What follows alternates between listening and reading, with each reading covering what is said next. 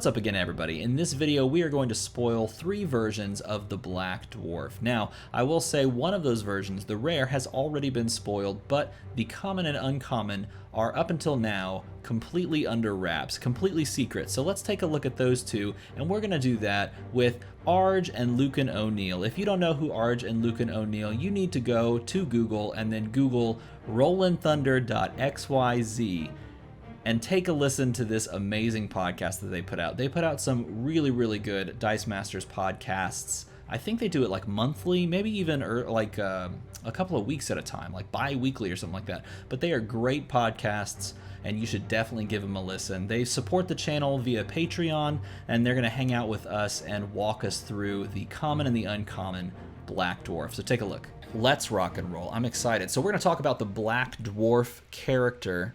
I don't know about you. I didn't actually know Black Dwarf. Did you guys read the comics? A little bit back in the day. I mean, it wasn't that long ago. And he was in the movies, but they'd call him Cull Obsidian or something, right? Yeah. In the in Secret Wars 2, he was like around, but in that event, Thanos irritated me a lot, and so did the Black Order. I felt like everything else about that event was really good, but that particular aspect was mishandled. Okay, well, I'm pretty hyped about the character itself. I can't obviously speak for the comics because I didn't read it, but the Dice Masters character is pretty spicy. We're going to go backwards. We're going to start from the rare, and I am going to talk about, or at least read out the rare. The rare says, Black Dwarf, Giant Axe. He's a 5-cost fist character, got the Black Order affiliation, a weird stat line with regards to the fielding cost. He's an 031, a 142, and then an 062, which is just kind of weird, isn't it? Isn't that weird? Those are, great fielding costs, and, only one on that middle level. Yeah, it reminds me a little bit of that Mystique that had the weird kind of upside down stuff. I mean, at least his stats go up, even though the fielding cost goes down, which is weird. Yeah. But I'm okay with it. I mean, when you're trying to go for a 5-cost character, it's okay. Yeah. Like, that's a plus to have a card that you don't have to pay exorbitant prices for, not only to buy, but then to field. And then the ability here says, when fielded, target non-Black Dwarf character die gets +2 attack and gains Overcrush until the end of the turn. And you could just stop there, and I would be interested, because any Overcrush giver is super solid. Not just in limited format and draft, but any just Overcrusher, like, I'm going to give this thing Overcrush, is super solid. But then they also just went ahead and included the Fist Energy Fixer. Pay 0 and then fix a sidekick to a Fist, which is pretty stinking solid. What do you guys think about that? Yeah, I mean, it's so sweet, too, because you're going to Overcrush, you're going to want to use that Fist to pump and Overcrush a little bit more. I mean, with things like Godcatcher out there with already huge stats, it's... Oh, my God, that's true. Also, I didn't think about that. You're playing a Fist team, and you don't want to give your opponent the Intellect Devourer because it's so versatile. If it's one of those closer to corner case things, you might be wanting to bring Black Dwarf. It's solid, and the other thing is, because it's a when fielded, it pairs really nicely with its stats. It's got low defense, so yeah, that's a good point. Attack with that thing, it's probably going to get knocked out, or there's a good chance it's going to get knocked out, or you can use that Fist to make sure it gets knocked out by whatever blocks it, and then you're going to come right around and do it again. So it's got great stats, low fielding costs. There's a lot to like about this card. Just to specify, to make sure the thing that blocks it knocks it out, you give +1 attack to the blocker. Yeah, if you're running a fist pump, definitely. I think this is also really cool, like, so in a very specific scenario in Constructed, if you play a 5-cost fist character alongside, like, Kree Captain and Clayface and the Poxwalker, this is very easy to get multiples of in that sense, in that scenario, because it's not as big of a reach as you would normally go for, and multiples of these seems really, really strong. Obviously, he can't give it to himself, but if he could, that'd be broken. Well, not broken. It would be really good. Yeah, I mean, it's funny. We were talking about when you're thinking about forecasting the other cards ahead, you wish you could play a couple of Black Dwarfs together here. They would be perfect, and this one would be great with another one that's coming up. But exactly. You can't do that. So, but they're again, and this also would go nicely with some of the Thani that are out there, because plus 2 and Overcrush with 9/9 stats is never gross. shy. That's gross. Yeah, that's really gross. Okay, so the rare is the one that we've actually seen before, the one that's actually been spoiled previously. Now let's spoil a card. Let's go ahead and spoil the uncommon, a card that I think is maybe just as good. I'm kind of curious to see what you guys think. Here's the uncommon. Right. Black Dwarf, the Black Order. When fielded, KO target character die you control. If you do, the next die you purchase this turn costs 2 less to a minimum of 1. So I don't think it's as good as the rare, but there's a lot of things to like about this card. The 2-count discard part of his text is nice, but for those of us who love playing win KO teams, that part of his text is what really stands out. So this, uncommon Black Dwarf obviously pairs really well with other cards that have win KO'd abilities or dice that you want to recycle for their win fielded or intimidate abilities. A couple of the characters and cards that leap to mind in this win KO'd camp are the Gazers and the Grells from the Troubles in Waterdeep set. There's Gazer's Beholder's Dream or Gazer Tiny Beholderkin if you want to mess with your opponent's prep area or the bag when you KO him. Or there's that Grell, Xanathar's Guild Bodyguard, who reads, when Grell is KO'd, you draw 2 dice, and from your bag, prep one of them, and the other one goes to the use pile. Yep. So you feel the Black Dwarf, get a discount, and either KO him to bring him back around for another discount the next turn with his low fielding costs, or KO the Grell, prep a die, and churn another die. All this kind of allows you to get to like Thanos, which is really thematic, because Black Dwarf should be serving his master, so to speak. And there's a ton of win fielded and intimidate characters that you want to be constantly refielding. And this card pairs really well with like that 2-cost Gazer, the evil familiar. So you field him, you KO the Gazer, you do some more intimidating, you get the discount. I mean, it seems like a card that's going to drop into a lot of teams and help out. And again, a bit of a more practical thing that's not as exciting. Well, it's not like what you're saying is impractical, but it's just like a kind of bit more dull of a thing that I think is also very useful about this card. Is you can use it to KO Istrid Horn. Because a lot of people are always saying, well, Eddie Guerrero is better than Istrid Horn. Why ever use Istrid Horn when you can use Eddie Guerrero? But the thing is, if you're trying to do a thing with Overcrush, with the Force Block, with the Jerry Lawler Global, if you also attack with Eddie Guerrero to get rid of their masks that they're holding, that's actually going to allow them to block Eddie Guerrero instead of just going to end up causing you a lot of problems. Yep. And the nice thing about this, and you touched on it for a moment, and I kind of want to highlight it as well, is that even just in a vacuum, you field this for 0 or 1, you KO it, and you buy something for free. This is almost like just another form of purchasing power.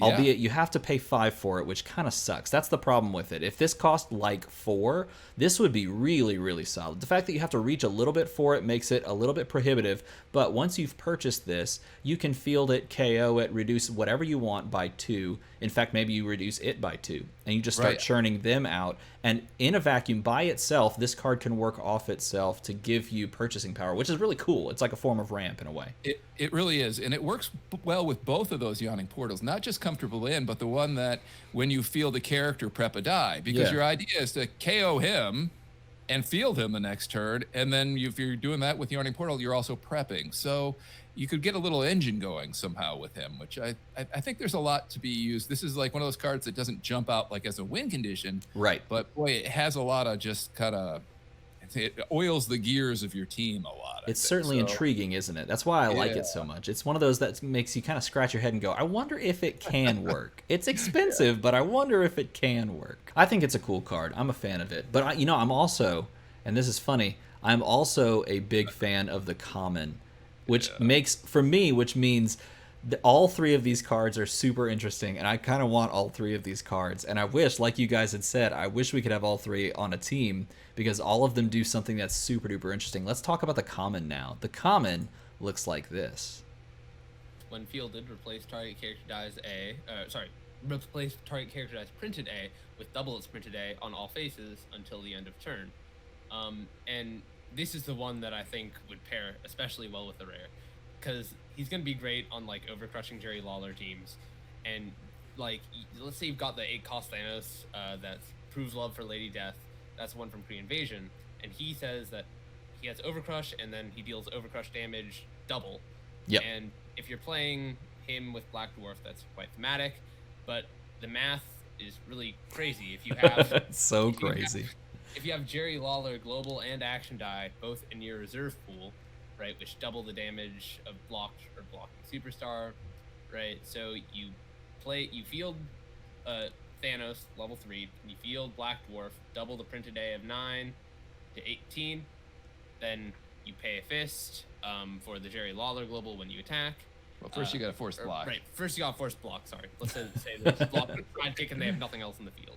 So you play the Black Dwarf. They're at 18.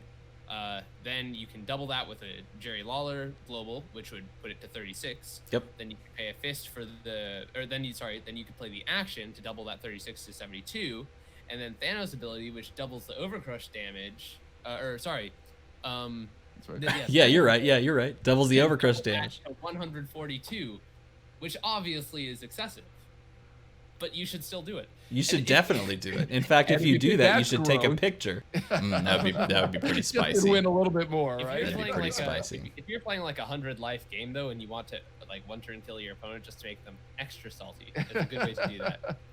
But like in a more competitive environment, what you'd probably want to use this with is Godcatcher, because 2 times 10 maths out perfectly to 20. Yep. Right, and all you need on top of that is the under Overcrusher. Yeah. Well, under surveillance I think would be better, because that will, if you Overcrush, then they'll block with sidekick and they'll come through for 19 unless you add extra global. Yeah, you could. Yeah, that's right. You just push it through unblocked. It's totally doable, but if you push it through unblocked with under surveillance, which is 3 costs action, which makes something be considered level 1 but also unblockable, then technically in 3 turns it's possible, although you'd be better off for the consistency's sake trying to get to 5 turns. You could play the action of the Godcatcher, then play under surveillance, and then field Black Dwarf, double the A on the Godcatcher, and send it on through. Yeah, you get yourself 20. Yeah, it's really sick. I mean, thematically you want to play this with Thanos, right? But that 8-9 cost thing makes it a little bit hard reach, and so I think you're going to see it more on slower cost, overcrushing characters, a la Becky Lynch, exactly, or say, Jamila, or who else is out there? You're really gonna see it on like Becky Lynch's. You're gonna see it on the Becky Lynch's. If someone's gonna run a 5-drop in Constructed, it has to be powerful like this one, and it has to have like a strong enough ability to justify it. And when you have a 4 or a 5-drop Becky Lynch that already has the Overcrush, this just slams down and it just doubles it. I could see it possibly being messed around with. But here's the crazy thing. All 3 of the rarities of this card are draftable. And not just draftable. They're like, you grab them in draft. And I don't think I've ever thought that or said that about 3 5-drops before. Isn't that crazy? Well, it gives you so much flexibility. All of these ones do, So, a lot of times, like I remember thinking, like, remember that Jamila we were talking about in the Trouble with Waterdeep? We were getting that in draft, and even you had Overcrush, and you looked at her and you're like, well, the stats aren't great enough, strong enough, even with Overcrush to make it worth it. Even though Overcrush inherently is a win condition, right? But with this card. Boom. It is. Bam, done, and, right? I mean, it's not the first time that we've seen an ability like this in the game. Mary Marvel has one, and also Yarnbjorn had one in Thor. But it's never been this convenient. And the stats make this so good, The right? stats make it so perfect. The high attack makes it so that if he doubles his own, which he can do, right? If he, let's say you field him on level 3, because we always assume the best being our optimistic selves, He's a 12 attack. Isn't that crazy?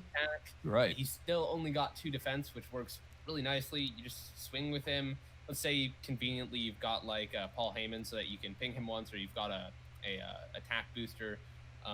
Then they block. Yeah. Because are they going to take 12? I mean, they could, but it's probably not worth it. Right. He's a win count on himself. We're not even talking about. You throw raised shields with him. He's a 12 attack with Overcrush suddenly. So that's really simple, and he is flexible that he can give that to somebody else, but he can do it all on his own if he has to. So sweet. Well, thank you guys for coming on and spoiling some cards with me. I hope you guys enjoyed these cards on your end of things. Awesome. Thank you, Stephen. We sure did. And thank you for having us again. Always a pleasure to sail on the Armada, you know. We'll tug on some oars for you. 1,500 strong. Look at it go.